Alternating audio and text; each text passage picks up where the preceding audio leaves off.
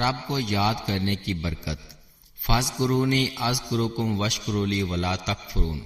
تو مجھے یاد کرو، میں تمہارا چرچا کروں گا، اور میرا حق مانو اور میری ناشکری نہ کرو۔ حضرت ابو ہریرہ رضی اللہ تعالیٰ عنہ روایت فرماتے ہیں کہ رسول کریم صلی اللہ تعالیٰ علیہ وآلہ وسلم نے فرمایا، اللہ تعالیٰ فرماتا ہے میں اپنے بندے کے گمان کے نزدیک ہوں اور میں اس کے ساتھ ہوں، جب وہ مجھے یاد کرے، اگر وہ تنہائی میں مجھے یاد کرے تو میں اسے تنہائی میں یاد کروں گا، اگر وہ مجھے جماعت میں یاد کرے تو میں اس کا تذکرہ ایسے مجمع میں کرتا ہوں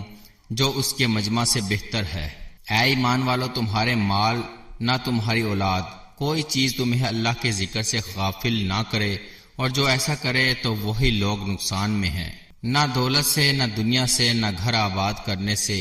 تسلی دل کو ہوتی ہے، خدا کو یاد کرنے سے